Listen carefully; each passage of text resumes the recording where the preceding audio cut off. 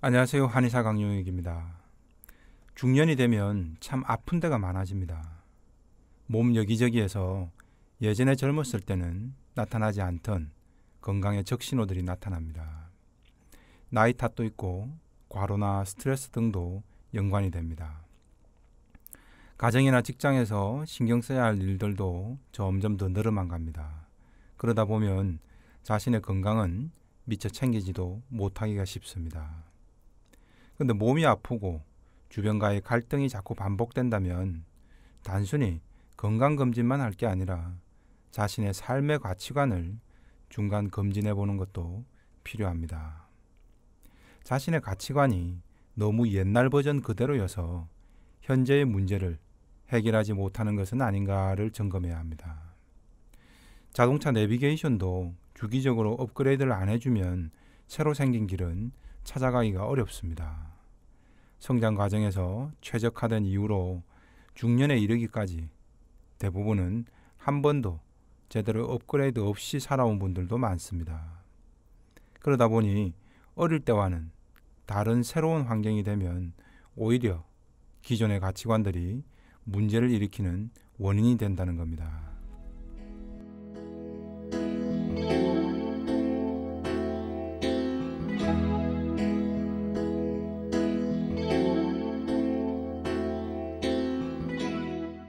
환자 사례를 한번 보시겠습니다. 공황장애로 인한 호흡곤란 때문에 내원한 중년 여성 A씨입니다. 10여 년째 작은 가게를 운영하는데 어느 날부터인가 가게만 나가면 호흡곤란이 찾아오면서 어지럽습니다. 이내 죽을 것 같은 불안감 때문에 응급실만 벌써 몇 번을 다녀왔습니다. 다행히 심장이나 폐에는 아무 이상이 없었습니다. 그런데도 왜 A씨는 몸 여기저기가 안 아픈 데 없이 다 아프고 급기야 호흡곤란까지 나타나는 것일까요? 가게만 나가면 유독 증상이 더 잘 나타나다 보니 결국 가게를 접을까 말까 고민 중입니다. 도대체 어떤 불안 요인이 있었을까요? 두 가지 원인이 있었습니다. 첫째는 까탈스러운 고객들 컴플레인입니다. 고객이 있어야 가게도 있겠죠. 근데 A씨 가치관은 고객은 무조건 왕이라는 식입니다. 고객이 정말 말도 안 되는 걸로도 까다롭게 굴면 A씨는 일일이 그걸 다 들어주고 웬만하면 다 수용해주는 식입니다. 참 좋은 가게 주인인가요? 그런데 그런 컴플레인을 다 들어주는 건 그냥 공짜로 되는 걸까요? 그렇지 않습니다. A씨의 신체적, 정신적 노동력이 필요로 한 거죠. 한마디로 A씨의 진을 쏙 빼버리는 그런 대가가 필요한 겁니다. 또 하나는 직원 관리 문제입니다. A씨 고객 응대 방식만 봐도 어느 정도 짐작할 수 있겠죠. 직원들에게도 인간적으로는 싫은 소리는 조금 더 안 들으려고 합니다. A씨는 직원들이 일을 잘못해도 제대로 싫은 소리나 지적도 못하는 겁니다. A씨는 차라리 내가 참는 게 편하다며 괜히 말하고 나면 오히려 마음이 더 불편하다라고 말합니다. 이게 지금까지의 A씨의 일처리 및 대인관계 방식인 겁니다. 주변에서 보면 참 착한 사람이네 라고 말할 수도 있겠죠. 하지만 지금 A씨는 공황장애로 숨조차 쉬기 어려운 상황입니다. 왜 그럴까요? 자신의 몸과 마음이 이제는 감당 못할 상황이 됐는데도 옛날 방식 그대로의 처리 방식만을 고수하면서 한계에 부딪힌 겁니다. 함께 일하는 사람들은 A씨 보고 참 좋다라고 할지 몰라도 A씨 자신의 내면 무의식은 A씨가 세상에서 제일 싫은 겁니다. 왜일까요? 자기 자신을 제일 힘들고 피곤하게 만드는 게 바로 자기 자신이니까요.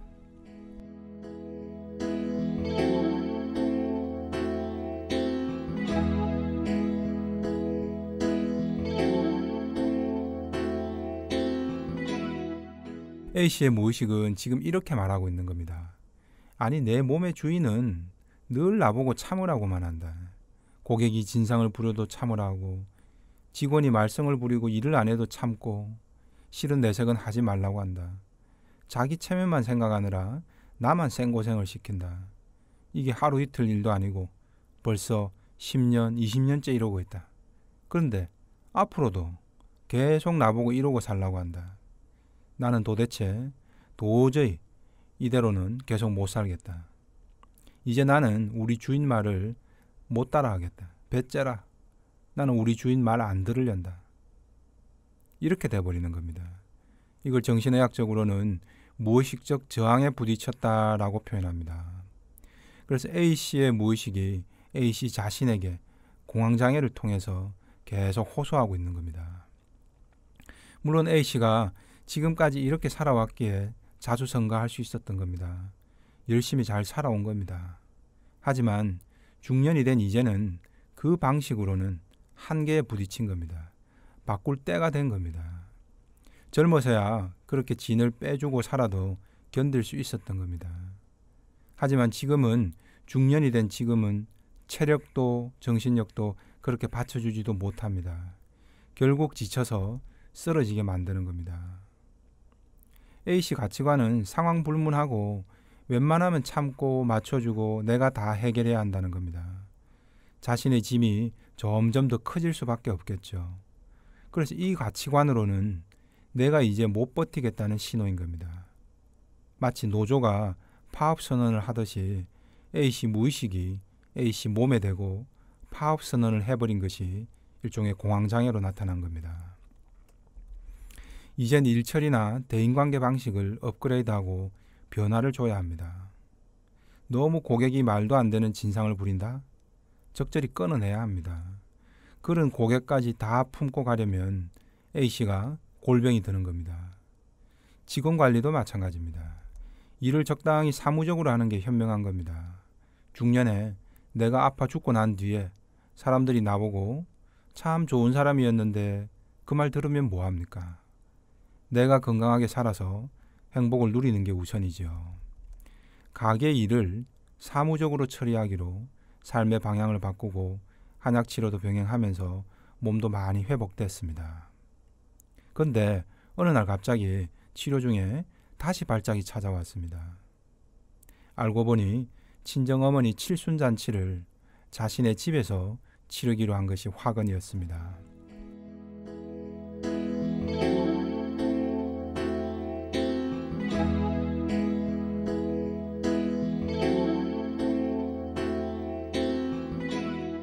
지방에 사시는 친정엄마나 6남매 식구들이 죄다 서울 사는 A시내로 올라와서 집에서 잔치를 하겠다는 겁니다. 겸사겸사 서울 구경도 할 겸 올라오겠다는 겁니다. A씨는 또 예전 가치관대로 오케이를 해놓은 겁니다. 그러고 나니까 그날 밤 또다시 호흡곤란이 찾아온 겁니다.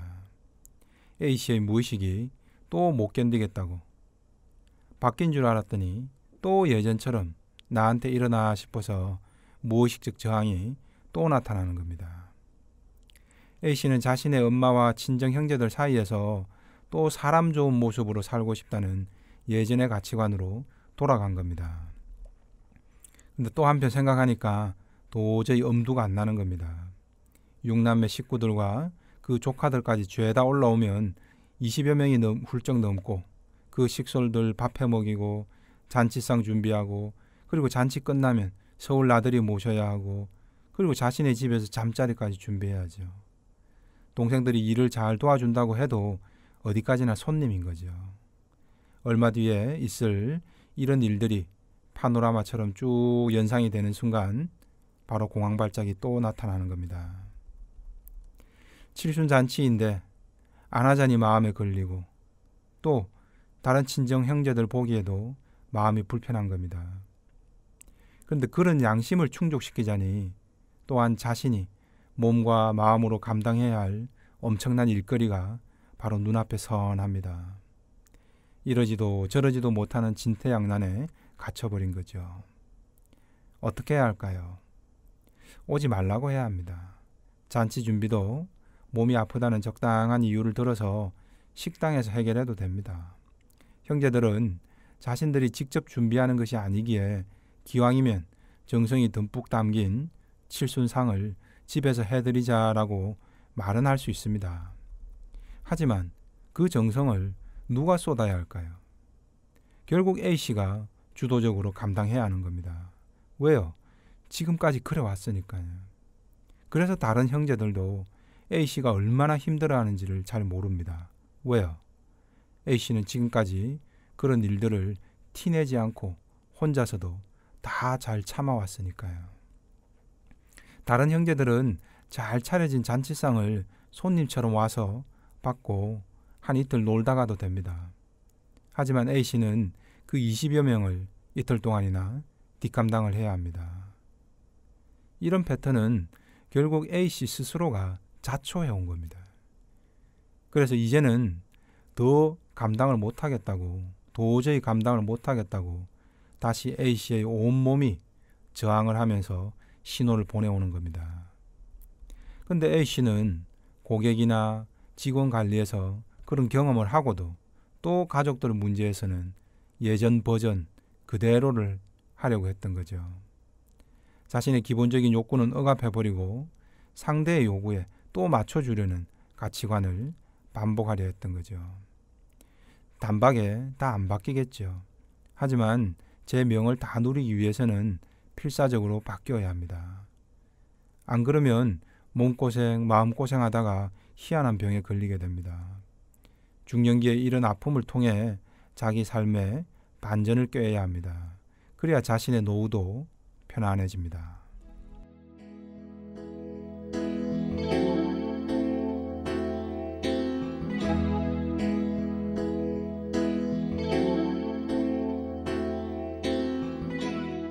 과거 나에게 꼭 필요로 했던 어떤 성격적 특질들도 시간이 지나고 환경이 바뀌면 어느 순간 짐이 될 수도 있습니다. A씨의 경우에는 지나친 예의와 배려, 참고 양보하는 자세만이 긍정적으로 강화가 된 거죠. 이런 태도는 선으로 규정이 되고 반대로 자신이 싫은 걸 싫다라고 말하는 솔직한 태도는 악으로 규정이 되어서 무의식 한켠에 억압되어 온 겁니다. 또한 B씨는 완벽주의적 태도가 너무 강해서 공부도 잘하고 좋은 직업도 가졌습니다. 하지만 불안장애가 와버렸습니다. 조금이라도 자신이 실수하면 큰 일이라는 가치관 때문에 공부는 잘할 수 있었지만 중년기 이후에도 스스로를 감옥에 가두는 그런 삶을 살아가고 있는 겁니다. 또 C씨는 어릴 적 가난에서 벗어나고자 성실하고 근검절약하는 태도가 너무 강하게 각인되었습니다. 그 덕분에 자수성가는 했지만 여전히 그런 삶의 방식만을 지나치게 고수합니다. 그러다 보니 지금도 모든 걸 아끼고 절약하고 봐야 합니다. 그런 환경을 겪지 않은 처자식들과 매번 부딪힐 수밖에 없고 아내는 사사건건 남편의 눈치를 보느라 화병이 와버렸습니다.